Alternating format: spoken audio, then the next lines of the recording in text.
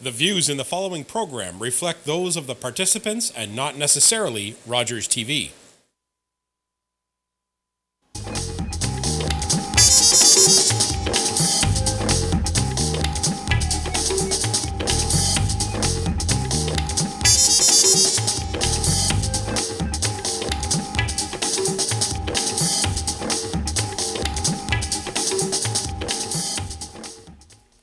Good evening and welcome to Politically Speaking here on Rogers TV. I'm your host Norman Sandberg, and our special guest tonight is Mike Schreiner, the leader of the Ontario Green Party. Mike, welcome to the show. It's been a while since you've been here, and before I was the host. So welcome back. Well, thanks, Norman. It's a pleasure to be here tonight. And I don't know if you've been on Rogers TV even since the provincial election. First time since our election debate, or since election night. Since election night, absolutely. Because of that, Mike, I wonder if you'd reacquaint yourselves with the viewing audience. Let the people know a little bit more about Mike Schreiner and how you got into politics and the Green Party in particular. Sure. Well, first of all, I'm a husband and a father, first and foremost. Have two young daughters, 12 and 6. Love spending time with them. Love hiking the Niagara Escarpment with them and spending time at our place in Dunedin. And I'm a small business guy, entrepreneur, who believes in financial, social, and environmental sustainability. I believe in being a part of a political party that thinks long-term and just delivers sensible solutions that aren't driven by political expediency or by short-term thinking or by the polls or pundits or any of that kind of stuff. And I just felt, as a small business owner concerned about these issues, the Green Party was just the perfect fit for me in doing politics differently. And so as I was ready to move on from my business after running it for 10 years, I was asked to get involved in the Green Party and decided to do it. And a few years later, became the leader. Now, you've run actually in 2 ridings. Yes. I believe, most recently here in Simcoe Grey. That's right. And Haliburton? Yeah, so my sort of first entry into politics was the party was looking for a candidate in the by-election in Haliburton, Kawartha Lakes, Brock that ended John Tory's career as leader of the Progressive Conservative Party. And I sort of reluctantly stepped up to the plate and said, you know what, I'll do that. And I really enjoyed it, felt like I did well. And it was shortly after that by-election that people in the party approached me and said, Mike, you should consider running for leader, because Frank DeYoung, my predecessor, who was the leader at that time for 16 years, was ready to move on. As you know, 16 years is a long time to lead a political party. Mm-hmm.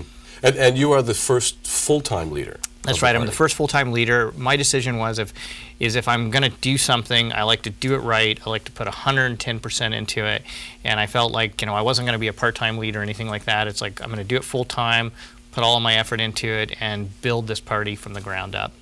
Just quickly to our viewers at home, it's a real pleasure to have the leader of an Ontario political party here, and a real opportunity for the viewers at home. As we always say here on Politically Speaking at Rogers TV, this show is yours, and we encourage you to take ownership of the show. You can do that by calling locally at 705-445-2120, or if you're in the Elmvale area, kindly call toll-free at 1-800-929-1475. And of course, if you're a little shy about being on air with us, with Mike Schreiner, and it's really no reason to be shy at all, not at all. You can always email your questions at pscollingwood@rogerstv.com. Again, I encourage you to call in and speak directly with Mike. Mike, your business experience, you started off in Toronto, and you were in the food business. Yes. Explain a little bit about that, and if you're not going to talk about it, I'm going to talk about some of the awards that you've won as your recognition in running that business. Well, thanks. Well, I appreciate that. So I grew up on a farm. My parents, our farm, we did a cash crop and cattle. So I've always been around food and farming my whole life. And I started my first business when I was 26. My wife made me move to Toronto. And I said, you know what, you can take the farm boy off the farm, but you can't take it out of his heart. And so I decided to start a business that promoted local food. This was back in 1995. And as my daughter likes to say, Dad, you were the local food dude before it was cool to be the local food dude. Right. And a lot of people, like, why are you like some patriotic Canadian nationalist or something? And I said, no, I just want to put more money in the pocket of farmers, and I want people to have access to healthy local food. And that business I started is still in business today, and in my mind was, at the forefront of promoting local sustainable food and farming in Ontario. Which of course has taken on like wildfire, and we're going to talk about that at the end of the show. Sure. Close off with that, but really you have been a forerunner of the 100-mile diet or the local buy local, eat local movement. Some of the awards that you've been recognized with as doing that. Well, I don't want to brag too much here, but I have won a national award for business ethics from the Citizens Bank of Canada. I've been declared the local food hero by the Toronto Food Policy Council, won some national environmental awards with work I've done with a nonprofit organization called Local Food Plus that's been instrumental in getting local food into public institutions, restaurants, and retail stores. But you know what, as you know with any award, you don't win awards if you don't have great employees, great staff, great farmers supplying you, wonderful people that you're working with, because it really is a team and a community effort. And those awards actually have been going on. There's a long list of recognitions. I know you don't want to brag about it, and I'm not going to list the others for our viewers, but just so the viewers at home know that there really has been a lot of effort on your part to promote the local food movement, and you should be proud of that, and I know that you are. Well, thank you. I am proud of it.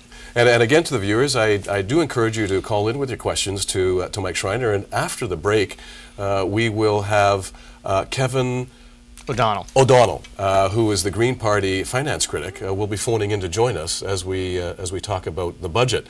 But just as we lead into break, Mike, let's start with your initial reaction to the budget, and we'll talk about the details after. Sure. Well, my initial reaction is that there are some misguided priorities in the budget, and the Green Party has shared our concerns with the Premier and with the Finance Minister.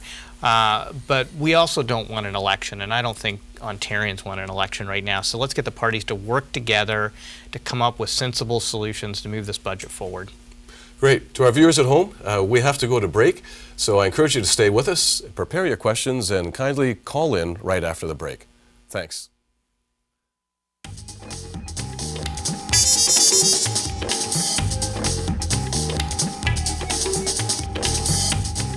Okay. And we're back from break. Our special guest tonight is Kevin O'Connell is on phone. Mike Schreiner, the leader of the Green Party, Ontario Green Party, and Kevin O'Donnell is on the line with us now. Kevin is the finance critic from the Green Party. Kevin, welcome on air. Thanks for having me. We just before the break started to talk about the budget. Mike just gave a very quick first impression of what the Green Party and he personally thinks of the Liberals' first budget of this session. But you're the finance critic, so we're hoping to get into a little more detail. But firstly, can you give us your initial impressions of the budget, an overview?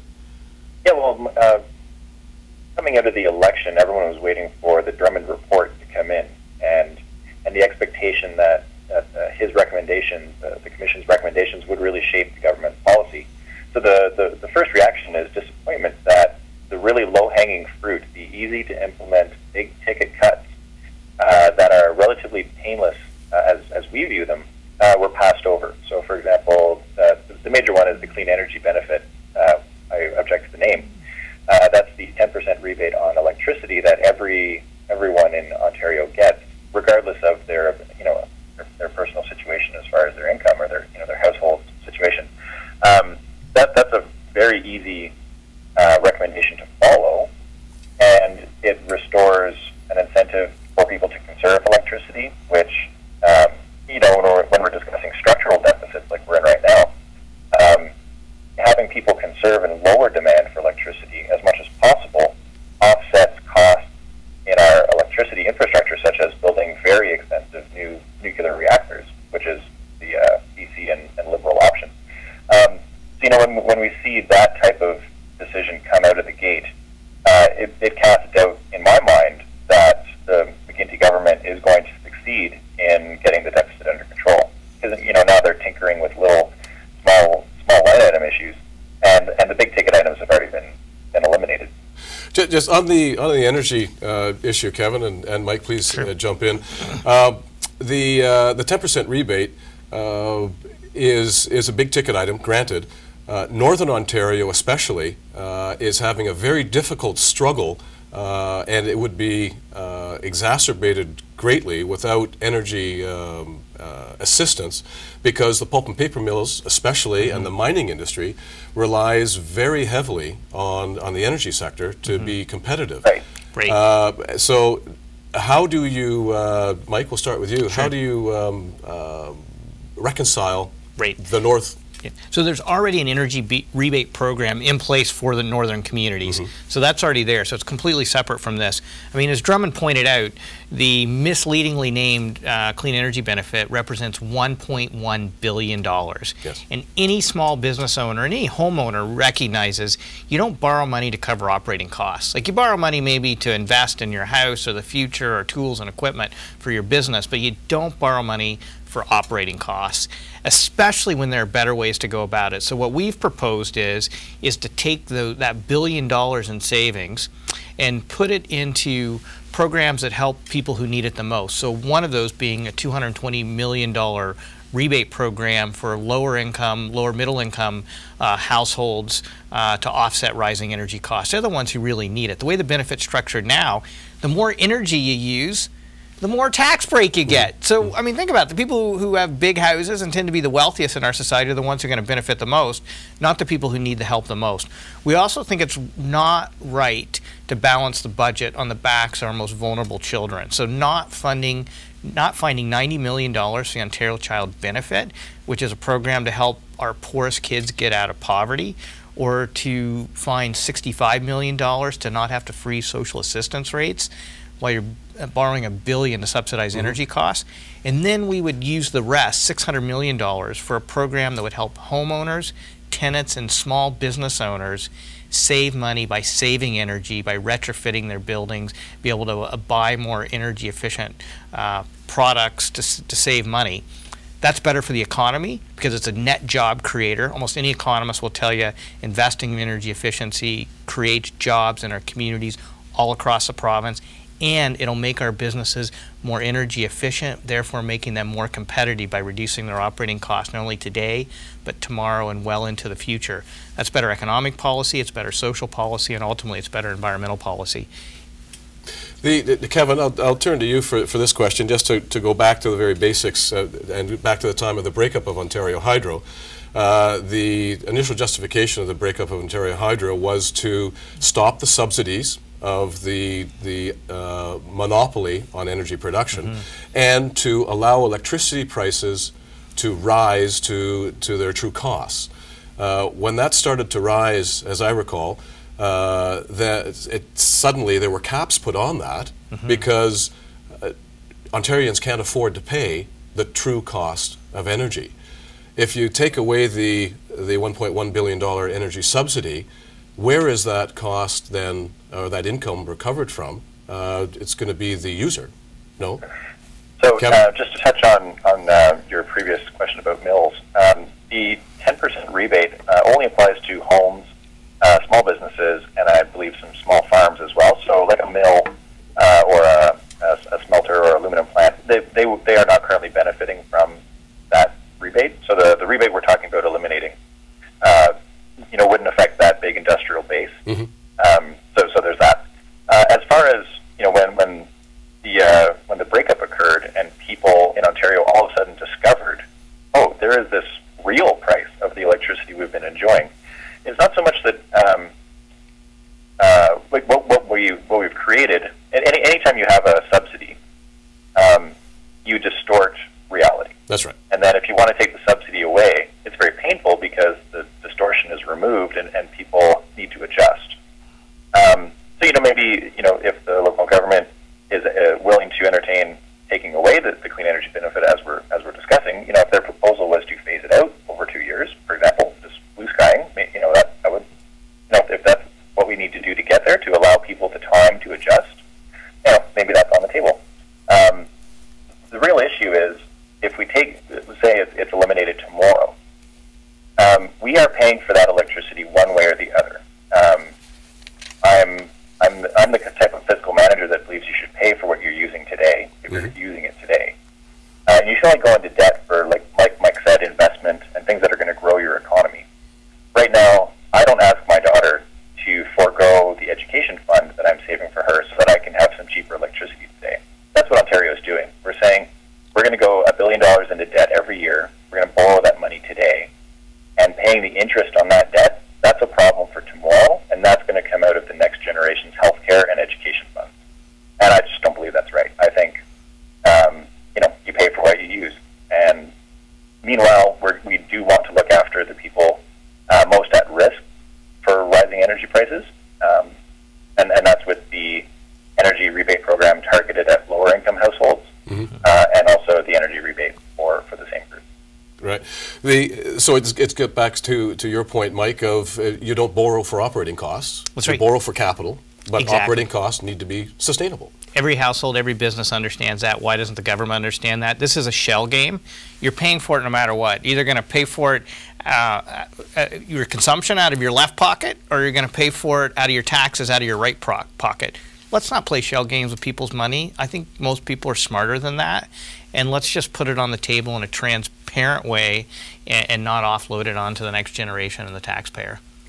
In a general sense, and I'm going back to your platform during the election, or a plank in your platform, you wanted to bring transparency and openness back to government, and that's something that I think every politician at every order of government says in every election. How is the Green Party, and let's keep it with the energy sector, Sure. How does the Green Party propose to make a difference in transparency and openness? Let's assume there's an election tomorrow. Sure. Hopefully there isn't, but in my opinion. But assume there's an election tomorrow. Mike, how does openness and transparency make a difference in what's going on now? Well, first of all, don't play shell games with taxpayers' money. Be transparent and accountable to them. Real cost pricing in the electricity sector. Don't borrow money to pretend like you're making it cheaper when you're really not. Secondly, I think we've got to get union and corporate donations out of politics. I think it distorts things. Let's let the citizens pay for political parties, because it's the citizens who vote, and it's the citizens, people like you and me, are the ones that government's supposed to represent and put first.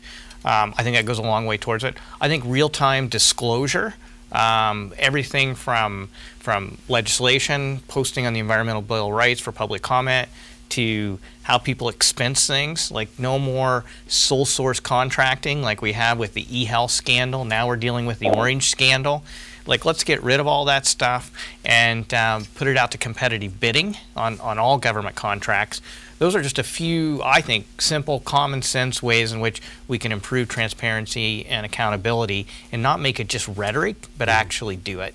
Right. Mike, let's start with you, and then Kevin, if you would follow in. One of the ideas that you had was to reform the school system. Yes. Can you touch on what your thoughts are there and what you think the impact will be, both positive and negative? Because you don't come up with any kind of policy recommendation without recognizing the full impacts. And Mike, can we start with you? Absolutely. So my big concern is if you look at this budget, it's proposing school closures and school board amalgamations that will make bigger geographic school boards, and it's talking about ending, even possibly charging students to ride the school bus. I'm sorry, I fought to help keep Duntroon School open. We will see more rural school closures if this budget goes through. And I'm looking at what is the most obvious source of duplication and inefficiency in our school system, in our education system right now, and it's the fact that we fund two completely separate school boards, one public system, French and English, and one Catholic system, French and English. The reports I've seen estimate that the savings of bringing those two systems together is anywhere between $500 million to $1.5 billion a year. That's money that can be freed up to avoid school closures, particularly in rural schools, and to put into our classrooms to improve student achievement. And I think in this day and age, 150 years after Confederation, We live in a diverse, multicultural society with lots of different religions. Why is one religion being funded at the exclusion of all the others? Let's take the best of the Catholic system. I was raised Catholic. I'm not anti-Catholic in any way. Let's take the best of the Catholic system. Let's recognize that there's excellent teachers, excellent administrators, high student achievement in that system. And let's take the best of the public system. Let's bring them both together, save those costs, and put that money into our classrooms to improve education and make our educational system fairer. And also, let's avoid all this busing of students around. You know, like in some places, you have a student who lives a couple blocks from a school, and they're being bused, you know, half an hour away because it's a Catholic or a public school. Let's end that practice, and we can still, under the Education Act, we can still have space in our schools for some religious instruction, and let's make that available for all religions. Just to the viewers at home, schools, as you know, especially in the Wasaga Beach area, is an issue, and it was in the Elmvale area as well. Wasaga Beach wants to have its own high school. Elmvale wants to make sure that that doesn't impact its high school. Absolutely. Kevin, as you know, that's because where students tend to go to high school is the community that they identify with. Viewers at home, I encourage you to call in at 705-445-2120. Let Kevin and Mike know what your opinion is on a possible reform to the education system. Kevin, if we can turn to you, there are potential financial savings. Is there a potential for still some schools closures where you have duplicate schools within the same community? And if yes or no, still, how do you see the public reacting to that kind of proposal? Have you had any test market discussion on that? Oh yeah, it was the election 6 months ago. When the issue came up, I had the local elementary school teachers federation in my community organized a local debate, and the question came up there, and I felt I had the only reasonable answer, which was, this is a fairly complicated topic. It involves the Constitution. So let's have the Citizens' Assembly to decide, really, what does Ontario want? Because right now we only hear from politicians, and I guess that would include me. When really this is an Ontario-wide question, and I think there'll be support whenever reasonable statements like what Mike just illustrated come down as one of the benefits of going to a public system is we replace a religious school board, English and French, and a public school board, English and French, with just a public system, which frees up the ability to have more variety. So, for example, in Ottawa here, we have an arts-dedicated public high school.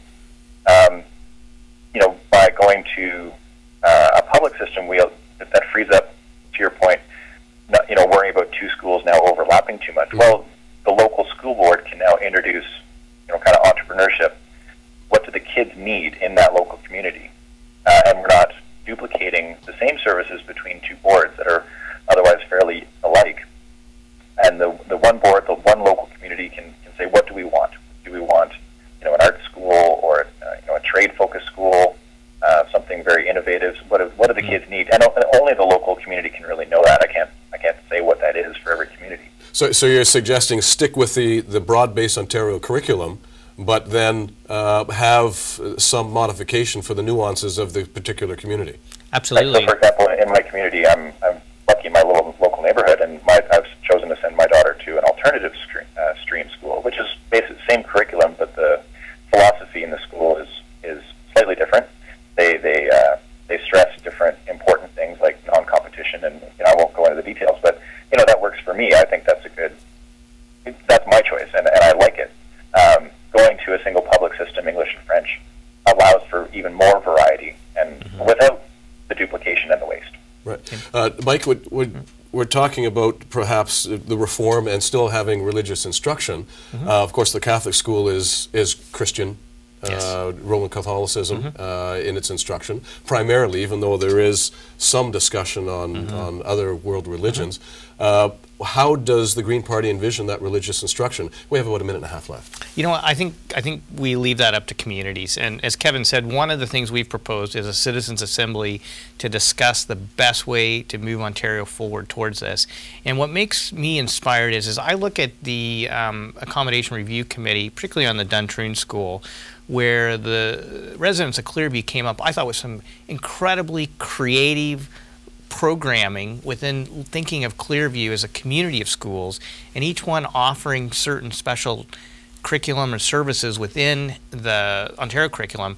It's that kind of innovation that I think comes from our communities and are designed in ways that are appropriate and benefit that community, and that's why we need more citizen input into the education system and why we've proposed a citizens' assembly as the best way to move us forward. And you would envision the school boards combining as well to obviously to a single board, but absolutely still citizen controlled through elections to have that community input. Absolutely. And it's, you know, my fear is you know, if you start continuing to amalgamate school boards into larger geographical regions, which is likely what's going to happen in the budget, I would much rather see smaller school boards that are more connected to our communities, and one way to achieve that is to end the duplication of having two completely separate boards.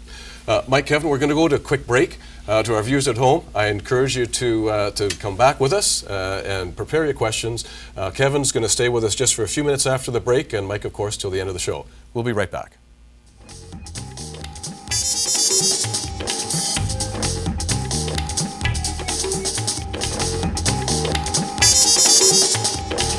No, I don't think they've really.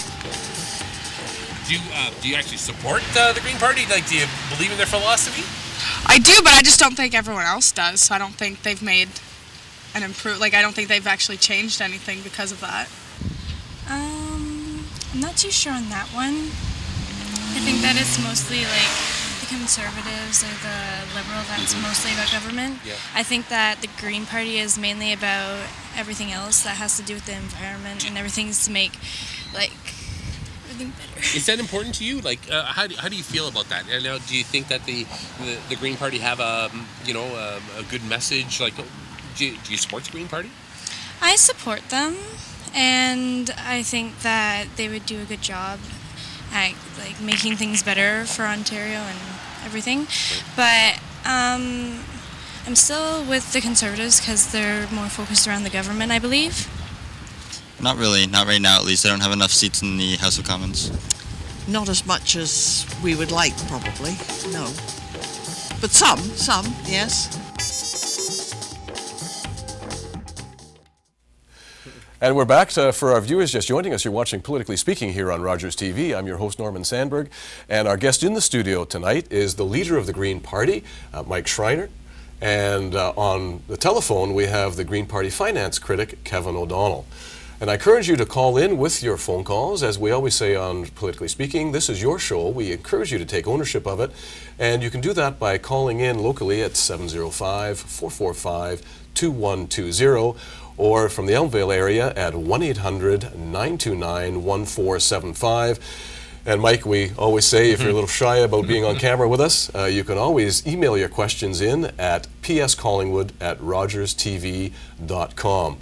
Kevin, you couldn't hear the response from the streeters that much, but Mike, you've been on the show before. The same question was asked before, and a substantially different result from a couple of years ago.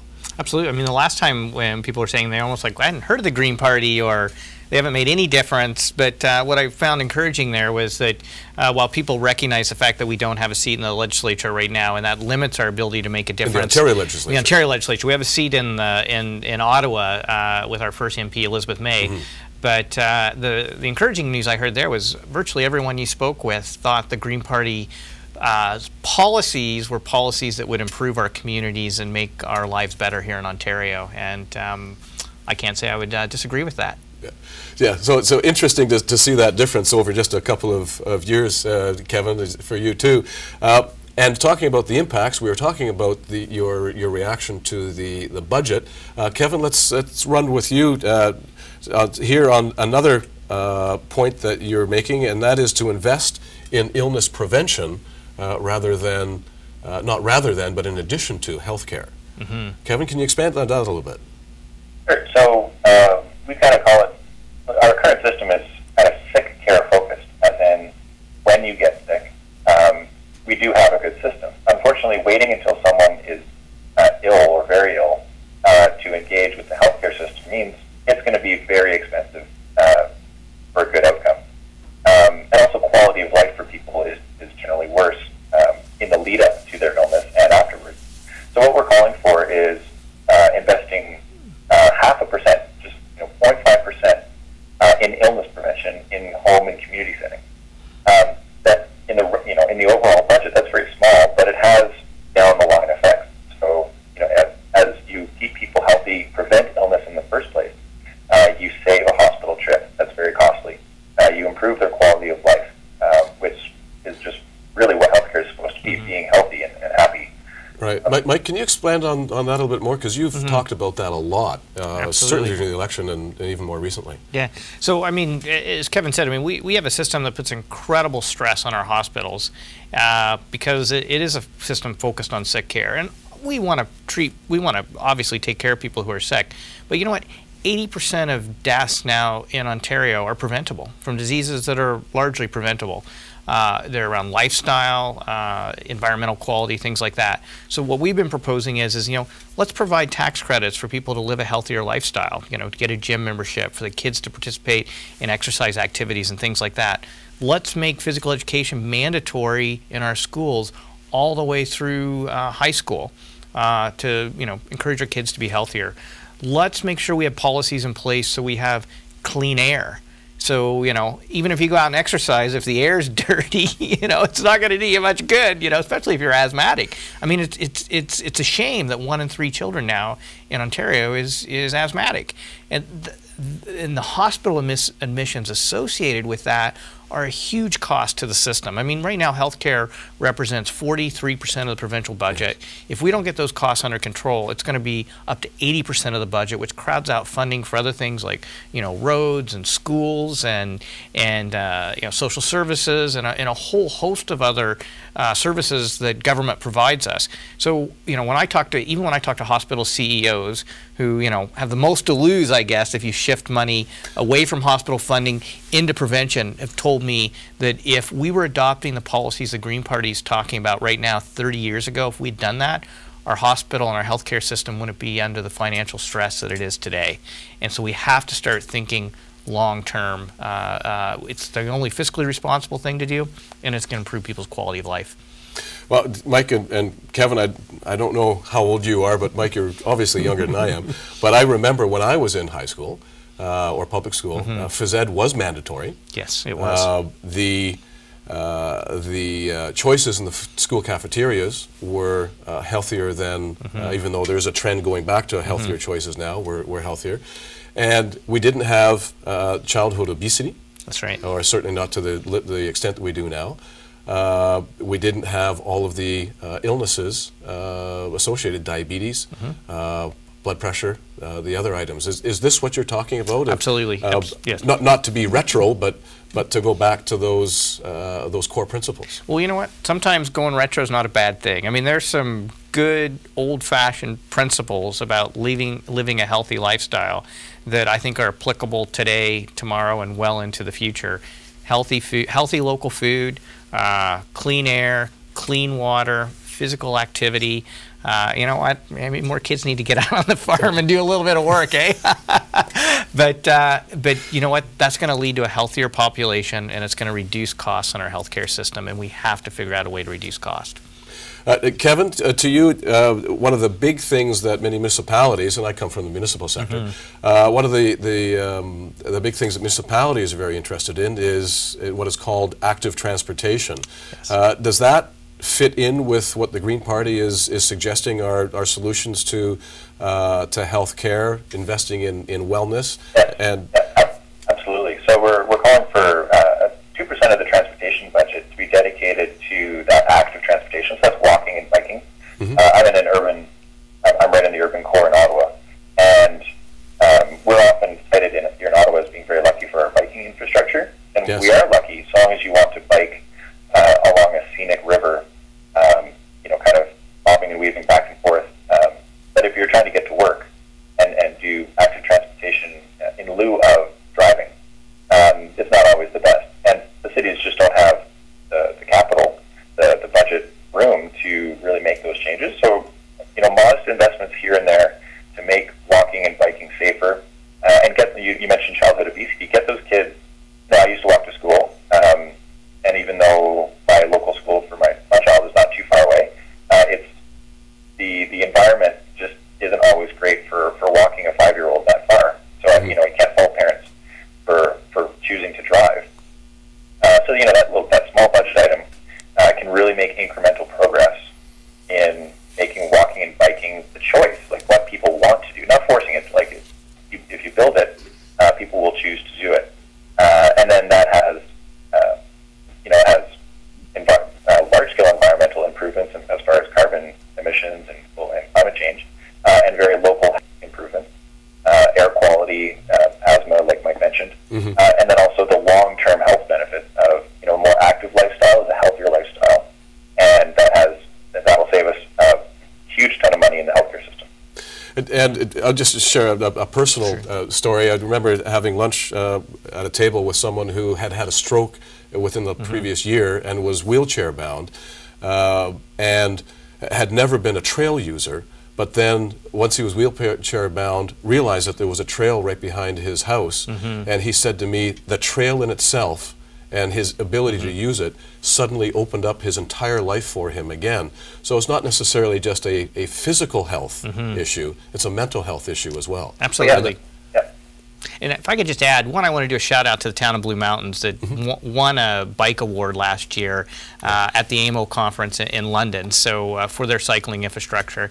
And also to point out that, cycling infrastructure benefits urban communities, but it's also essential for rural communities too. And an example of that is just paving the shoulders of our rural roads make a huge difference in terms of road safety for cyclists. It'll improve tourism. Think of how many cyclists we see cycling in this region, and there's numerous economic studies that show that having active transportation infrastructure improves the local economy because it means more people are shopping at those independent small and medium-sized businesses on our main streets. Right. The last thing, we have about 3 minutes left, I think, 2 minutes left. Efficient and fair tax reforms. What's the Green Party talking about with that in relation to the budget? Yeah, so basically our proposal is in the same way we had a Drummond Commission to look at the spending side of things, and we have to get our spending under control and have government work more efficiently. I think we need to look at the tax system and ask ourselves, do we have an efficient, fair tax system? And so we need a Drummond Commission for taxes. And some examples of that is if we would lower taxes on the things we want in society, jobs and incomes, especially lowering taxes on small businesses and lowering income taxes, particularly on lower middle income folks, and then why not tax the things that we don't want in our society, such as waste, pollution, and unsustainable resource use. Use that revenue to lower taxes on the things that we want. And we think there needs to be a commission on that so we have a fair and more efficient tax system. Kevin, anything to add on that? No, Mike summed it up really well. The issue is we have a very complicated tax code, and I think it's been, added to and band-aided on top of and politicized for so long that there's a very high probability it's no longer doing what it was intended to do, or having bad side effects, like we discussed earlier with subsidies. Right. Are these tax rebates and tax credits, are they doing what they're supposed to be doing, or are they actually holding Ontario back because of the distortion that they bring in? So yeah, a Drummond Commission to look at the tax system and bring in some reforms to make sure we're on the right path. Right. One of the things that the McGuinty government did, the Ontario Liberal government did commit to was maintaining its commitment to municipalities to upload the social programs that had been downloaded in the mid-90s. I can't recall, so I'm going to have you tell us, Mike, what the Green Party position was on that during the election. Yes. And do you agree with that? Because at least one of the other major parties did not make that commitment. Right. We agree with that commitment. We supported that commitment. We continue to support that commitment. Let's face it, the property taxes are already too high for most people, particularly people on fixed incomes. And if the province downloads, like we did with the Harris government in the mid-1990s. I didn't mention any names. Yeah, I know you did it. But if you download on the municipalities, that's going to put pressure on increasing property taxes. And you know what? That's the toughest tax for most people to pay. And so I think the province should upload that and take it off the backs of our property taxpayers. It's been said to me before, Kevin, that the property tax is something that remains constant regardless of one's spending, regardless of one's income. So if those responsibilities are back at the province, then if one's employment changes, one can adjust to the economy. Do you agree with that? In other words, if I lose my job, I'm not spending money, so I'm not paying those taxes. Or if the economy is tough, I can reduce my spending and still not pay those taxes and still have a reasonable municipal property tax. Right. So the downloading that happened. And we have about 5 seconds. Sorry about that. 5 seconds. I'll just hit back to the transparency. When it was downloaded, you had the taxes being raised by the municipalities, but authority for what that had to be spent on was rested with the province. So uploading just makes transparency and accountability sense. Okay. Kevin, you as the person who's spending the money. Kevin, we have to go to break, and I want to thank you so much for joining us from Ottawa. I appreciate your time tonight. To the viewers at home, we're going to go to break. Please stay with us. We'll be right back with Mike Schreiner from the Green Party. Thanks.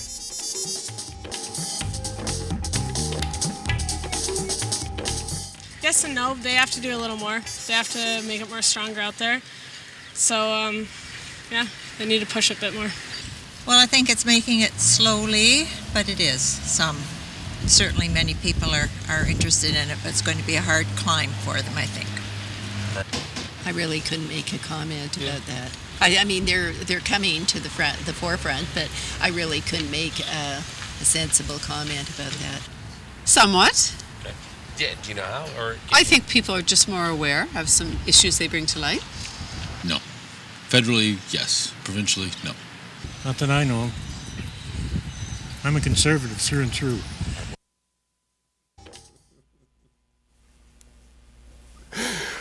Welcome back. You're watching Politically Speaking here on Rogers TV. I'm your host, Norman Sandberg, and our guest this evening, for those of you just joining us, is the leader of the Green Party, Mike Schreiner. We encourage you to take ownership of this show. This is your opportunity to speak with the people who make the decisions that impact your lives, and you can do that by calling in locally with your questions at 705-445-2120. Or you can call toll-free from the Elmville area at 1-800-929-1475. And of course, if you're shy about being on air with us, we encourage you to email your questions at pscollingwood@rogerstv.com. Mike, again, the Streeters talking about an impact. Is the Green Party making an impact on the political landscape in Ontario?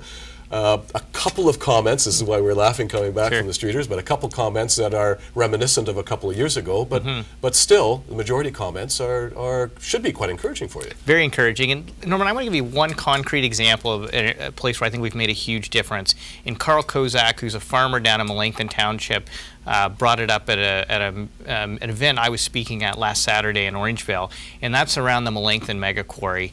You know, we stood with the farmers and the members of Melanchthon Township and said, you know what, we have to put our farmland and our clean water ahead of aggregates, and especially when it comes to a mega quarry that's 2,400 acres, 200 feet below the water table, and going to manipulate 600 million liters of water a day. And Carl got up and said, you know what, I'm going to personally thank Mike Schreiner and the Green Party, because they were the first political party that stood up on this issue.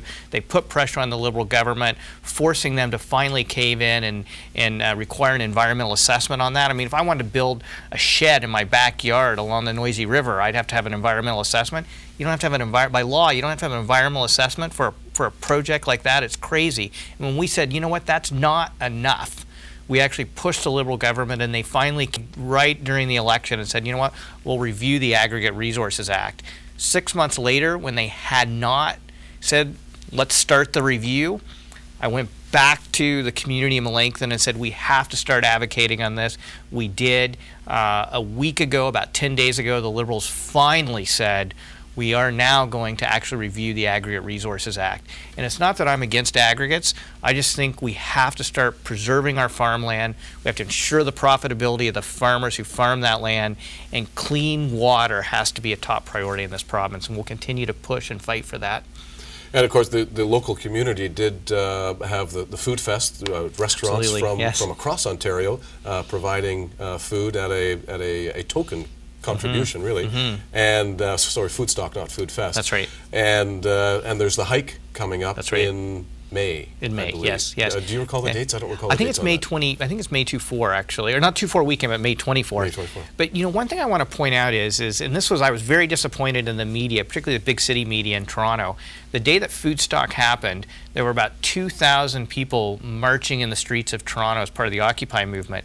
It was all over the news. 30,000 people came out to Melanchthon. In the mud. In the mud, in the rain, on a cold October day. It took me to go from Dunedin down to the farm, which is just, you know, a couple, 10 kilometers down the road. It took me almost an hour. There were so many cars on Highway 24. So, and no media coverage in Toronto, like unbelievable.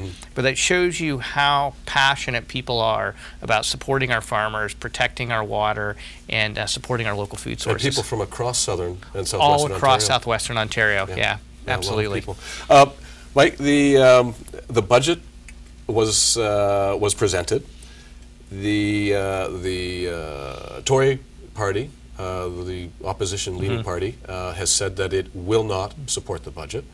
The NDP has said that there must be a tax increase on individuals making more than $500,000 before it will consider passing the budget. Have you had communication with the other parties, and if you have, what sense are you getting from the inside, so to speak? Do you think the budget's going to hold, or do you anticipate an election? You know, that's the big question at Queen's Park right now. Most people I talk to on the street say we do not want an election. I mean, it's only been 6 months since we had an election, and I guarantee you, from knocking on thousands of doors in Simcoe Grey in the last election, people were tired of elections. We had a municipal election, a federal election, then a provincial election, now another provincial election. I think the Conservatives were irresponsible saying we were going to vote against this budget without any negotiations or consideration. So the downside of that is then it's put everything in the NDP's lap. And so the NDP now is in a position where they may get some concessions from the government that the PCs have sort of aren't going to. My conversations with the other parties are that I think people are working to try to figure out a way to compromise and pass a budget and not force an election. But we'll see. I mean, the Green Party, we've put forward, I think, some very reasonable revisions to the budget. The Premier's said he's opening to listen to other parties. And you know what? We want the legislature to work. And we're making the efforts to make it work because, I don't think people want an election. And two, I think they just want politicians to, like, deliver on some solutions and not just keep fighting with each other. Right. If there is an election, you're still going to be the leader? Ready. I'll still be the leader. The Green Party's ready. We're ready. I'll be running here in Simcoe Grey if there's an election. We're ready. I've been contacting our candidates from the previous election last fall. A number of them would like to run again.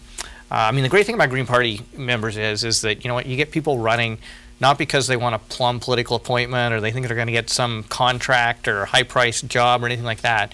They're people who are committed to improving their communities and are very passionate about speaking up for their communities. And so we will be ready if there is an election with a full slate of candidates and strong, articulate, community-oriented folks running across the province. Well, that'll play out in the next few weeks, and and we'll see. We could be having a conversation about that in the very near future. My personal view, hopefully not, but we'll see how that plays out. Mike, at the beginning of the show, we talked a little bit about your background in the food industry, in the food business, your passion for shop local, eat local, locally. But I'd like to finish the show on discussion on that. And one of the things we talked about before the show is, as you're aware, there is a movement locally for a food co-op. I think there's a meeting tomorrow night, actually. Tomorrow, yes. Or actually next. Is it I next think week? it's next week. Next week. Yeah. To get a food co-op going. Let's talk about the food movement and the local movement and how you see it, how it started and how you see it moving along. Yeah, well, I think the local food movement it comes from a variety of different angles. One is people concerned about health and making sure they have access to healthy local food. Two, it's a huge economic driver. I mean, I think a lot of people are concerned that the average age of a farmer in Ontario now is 56 years old. Believe it or not, there's only 7,000 farmers out of the 56,000 farmers in this province under the age of 35. Wow. So there's huge concern about, the next generation and who's going to grow our food, and what kind of country are you if you can't even feed yourself? It's a huge concern, and particularly in rural communities. I mean, it's still the economic base of our community. It supports implement dealers and seed operations, as well as a variety of workers and stores, et cetera, et cetera. So I think there's huge concern about the economic implications, and then there's huge concerns about land use. I mean, me personally, I would rather see us creating jobs, farming the land, than see us lose that land to commercial or industrial development. But one of the things that we've talked about with other local politicians in this show in particular is that many people forget about, again in this area, the single most important or independent business owner, and that's the farmer. Absolutely. It's the farmer, and it's all those businesses that support that farmer. Yeah. Absolutely. It's huge for our economy. As an example, and this I know is for the Niagara region, but a bottle of Ontario wine, grapes are grown in Ontario, bottled in Ontario, sold in Ontario, $1 contributes $9 of economic activity for the larger community. That's money that stays in our community, supports our schools, supports our hospitals, supports our recreation for our children, our parks, etc., other businesses. A bottle that you buy that's produced from outside actually takes money out of our community. And so it's that type of economic development that we should be encouraging. And I think this region of the province, the southern Georgian Triangle, is perfectly poised to profit from the local food movement, and I'm so excited by all the local food and farming activities happening in this region. And the locally grown food is healthy. Absolutely. It's so much healthier than imported food. And again, as you say, it's the Ontario government. Mike, we're at the end of the show. It's been a real pleasure. To have you. We'd encourage you to come back and join us again. To the viewers at home, we have Jim Wilson as our guest next week, so we'll have a different opinion on the budget perhaps. And upcoming guests include Alan Anderson, the Mayor of Town of Blue Mountains, Paul Grenier, the Chair of the Ontario Small Urban Municipalities, and next month we have Kelly Leach, our local MP. You've been watching Politically Speaking here on Rogers TV. I'm Norman Sandberg. Thanks for joining us. Good night.